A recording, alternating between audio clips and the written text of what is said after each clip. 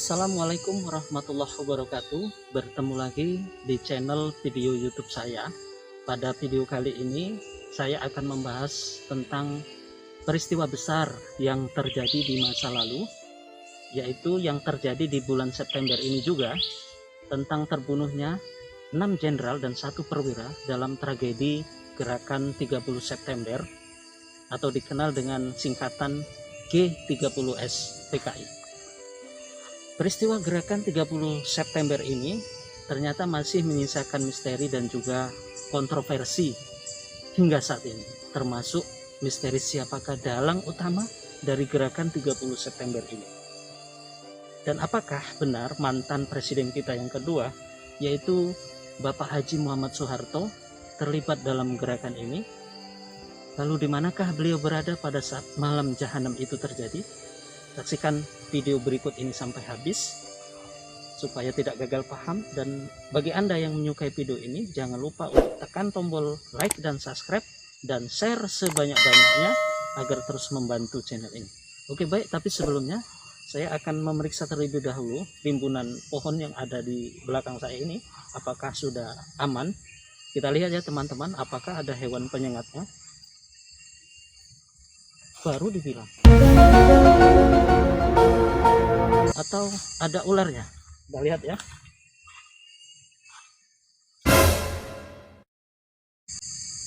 Sepertinya aman. Oke, baik. Pemirsa, pada tahun 1965 terjadi peristiwa berdarah yang menjadi sejarah kelam di masa itu, namun penting sekali untuk kita ketahui karena ada 7 pahlawan revolusi yang terbunuh, yaitu 6 jenderal dan 1 perwira yang meninggal secara mengenaskan dibunuh di lubang buaya ini. Banyak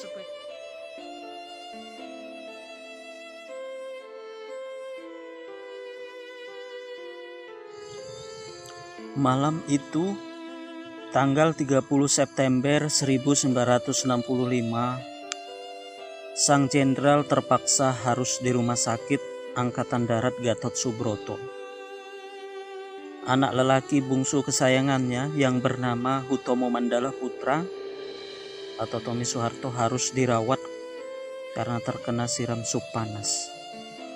Bersama sang istri, Ibu Tin, Pak Harto waktu itu yang berpangkat Mayor Jenderal menunggui anaknya yang sedang sakit. Pada tanggal itu pula, kira-kira pada pukul 21 waktu Indonesia Barat, ini dari keterangan Kolonel Laktip dalam pledoi Mahkamah Militer Luar Biasa, mengaku bahwa dia bercerita kepada Maijen Soeharto soal rencana penculikan para jenderal Angkatan Darat yang mereka sebut itu sebagai Dewan Jenderal.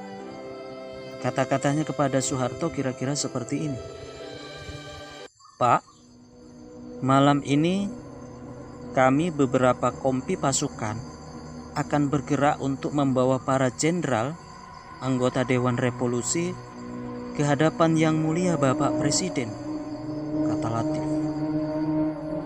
Meskipun terkejut, Pak Harto tetap bersikap tenang. Dan beliau hanya menjawab bahwa akan menyelidiki sendiri tentang isu Dewan Jenderal itu. Yang konon,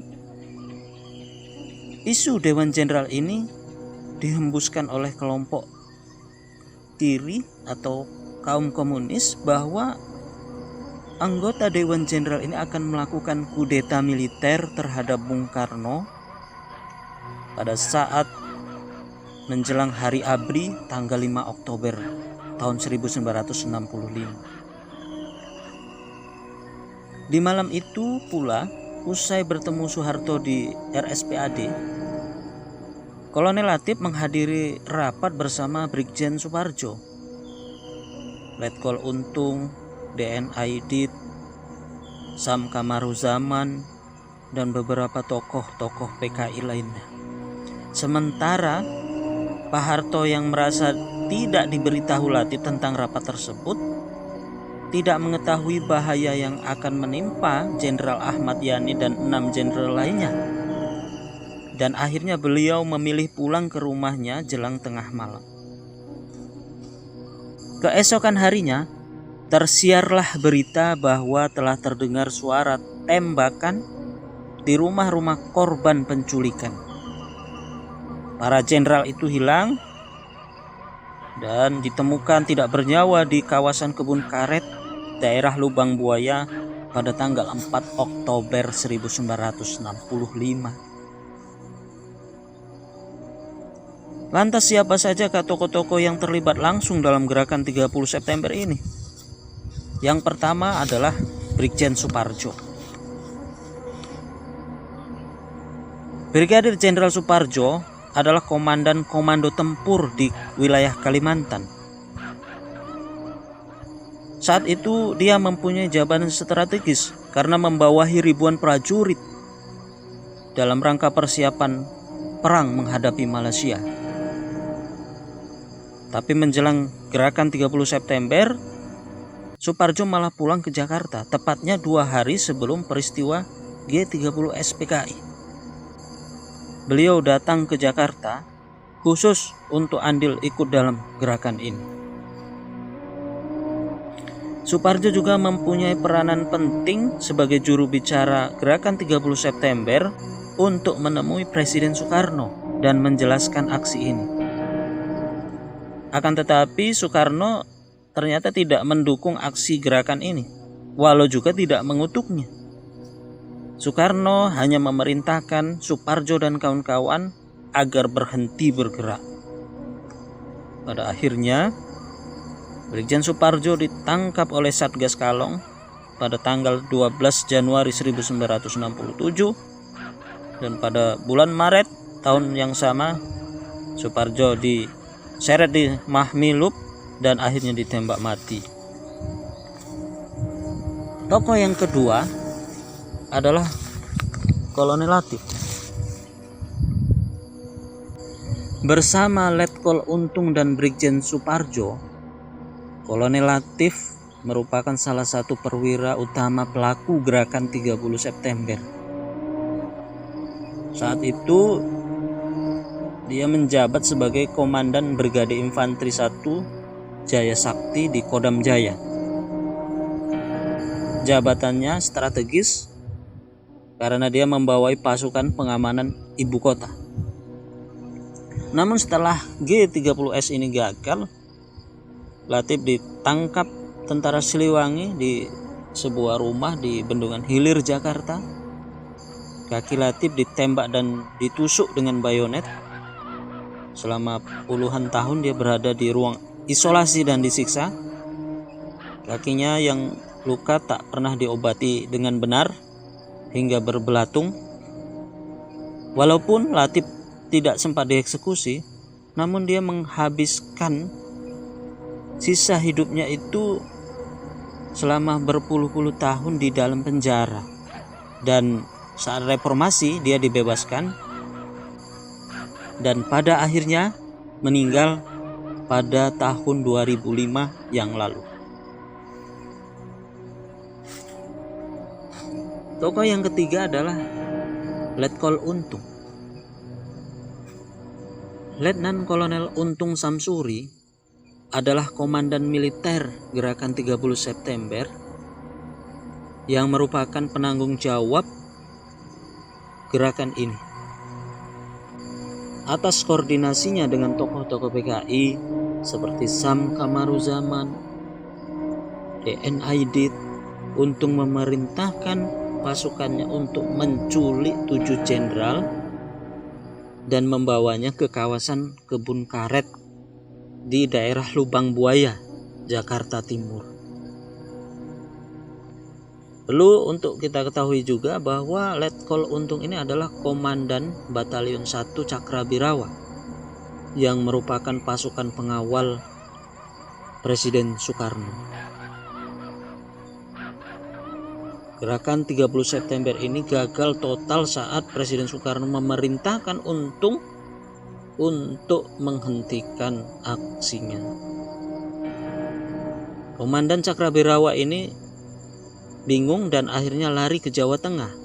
Namun nasibnya tidak selalu beruntung. Letkol Untung pada akhirnya ditangkap saat menumpang bus malam ke Jawa Tengah. Dia divonis mati dan akhirnya dieksekusi akhir Maret 1946. Tokoh yang keempat adalah Dipa Nusantara Aidit atau lebih dikenal dengan DN Aidit. Peristiwa G30S PKI ini tentunya tidak terlepas dari peran sang ketua umum, yaitu Dipa Nusantara Aidit atau lebih akrab disebut DN Aidit. Dia adalah ketua umum PKI atau ketua komite sentral PKI. Sosoknya menjadi tokoh utama dalam setiap kegiatan-kegiatan PKI. Bahkan di bawah kepemimpinannya pada masa itu, PKI menjadi salah satu partai terbesar di Indonesia pada tahun 1960-an. Bahkan PKI ini menjadi semakin berani dalam memperlihatkan kecenderungannya terhadap kekuasaan. PKI berani mempengaruhi Presiden Soekarno dalam setiap kebijakan-kebijakan. Salah satunya adalah meminta Bung Karno untuk membubarkan Partai Masyumi, kemudian memfitnah para jenderal Angkatan Darat akan melakukan kudeta. Puncaknya terjadi pada tanggal 30 September 1965. Sekelompok prajurit di bawah pimpinan Letkol Untung menyerbu rumah para jenderal yang mereka tuduh makar. Konon katanya para jenderal ini akan melakukan kudeta militer terhadap Presiden Soekarno. Atas dasar alasan itu, serta untuk mendahului gerakan kudeta itu, para tokoh-tokoh PKI yang didukung sebagian pasukan Cakrabirawa melakukan coup terhadap yang mereka sebut dengan anggota Dewan Jenderal. Ketujuh jenderal ini kemudian dibunuh dan mayatnya dibuang ke dalam sumur di Lubang Buaya. Tokoh yang kelima adalah Syam Kamaruzaman. Syam adalah kepala biro khusus PKI atau lembaga rahasia di tubuh PKI. Syam juga bertugas merekrut tentara yang mendukung PKI. Ketua CC PKI DN Aidit banyak sekali berkoordinasi dengan Syam pada saat persiapan gerakan 30 September. Syam pula lah yang memanas-manasi Aidit agar cepat bergerak. Dia memberi jaminan pasukan pendukung telah siap. Seolah-olah Syam lah yang memimpin gerakan ini. Para perwira militer gerakan 30 September ini seperti Letkol Untung, Kolonel Latif, Brigjen Suparjo, semuanya berada di bawah komandonya. Tapi akhirnya nyatanya apa yang digembar-gemborkan Syam soal dukungan militer tidak ada. Sehingga dalam waktu singkat gerakan 30 September ini habis dihancurkan oleh Maijen Soeharto. Akhirnya Syam ditangkap dan ditahan di penjara Cipinang, kemudian dieksekusi mati tahun 1986. Pemirsa, dari ulasan yang telah kita sampaikan tadi, maka bisa kita simpulkan bahwa fakta yang pertama, ternyata tidak ada bukti kuat, baik itu bukti persidangan di Mahmilub ataupun bukti-bukti para pelaku sejarah lainnya yang menunjukkan bahwa dalang penculikan itu adalah Maijen Soeharto. Mengingat pada waktu itu Soeharto menjabat sebagai Pangkostrat yang sama sekali tidak membawahi pasukan Cakrabirawa. Sedangkan para penculik 7 jenderal itu adalah pasukan Cakrabirawa yang komando tertingginya dipegang oleh Brigadir Jenderal Muhammad Sabur. Walaupun tidak semua pasukan Cakrabirawa itu terlibat. Dari 3.000 pasukan Cakrabirawa, hanya sekitar 60-an yang terlibat dalam gerakan itu. Fakta yang kedua, bahwa pada malam menjelang tragedi gerakan 30 September itu, tidak ada bukti yang menunjukkan bahwa Pak Harto mengikuti rapat-rapat dengan tokoh-tokoh PKI. Rapat justru hanya dilakukan oleh para perwira-perwira menengah. Fakta yang terungkap adalah bahwa Kolonel Latif itu hanya memberi laporan kepada Maijen Soeharto di malam itu bahwa akan ada penjemputan para jenderal angkatan darat. Tapi Soeharto pada waktu itu tidak memberikan respon apapun terkait laporan Latif tersebut. Fakta yang ketiga, Jenderal Abdul Haris Nasution adalah satu-satunya korban yang selamat dari upaya penculikan di malam itu. Setelah beliau berhasil melompati pagar rumahnya dan bersembunyi di rumah tetangganya, yaitu Kedubes Irak pada waktu itu. Jenderal Nasution justru kemudian diselamatkan dan diamankan oleh Maijen Soeharto ke markas Pangkostrat.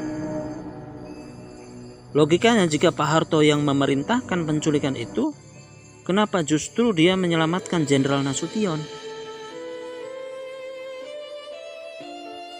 Kemudian fakta yang terakhir yaitu ternyata gerakan 30 September yang dipimpin Untung untuk membunuh pimpinan militer di Angkatan Darat karena tidak setuju atau tidak sependapat dengan tokoh-tokoh PKI.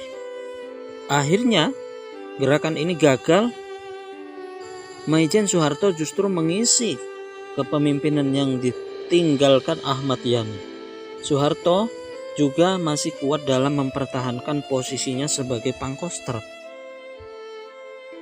Bahkan di bawah komandonya, beliau memerintahkan Kolonel Sarwo Edi Wibowo sebagai Panglima atau Komandan dalam menumpas gerakan 30 September yang melibatkan tokoh-tokoh PKI.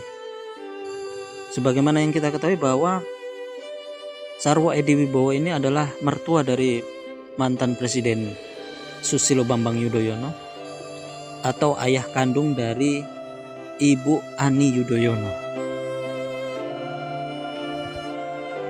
Pemirsa, demikianlah ulasan tentang siapakah tokoh-tokoh yang terlibat dalam gerakan 30 September ini. Mudah-mudahan menambah wawasan dan pengetahuan kita. Terima kasih. Wassalamualaikum warahmatullahi wabarakatuh.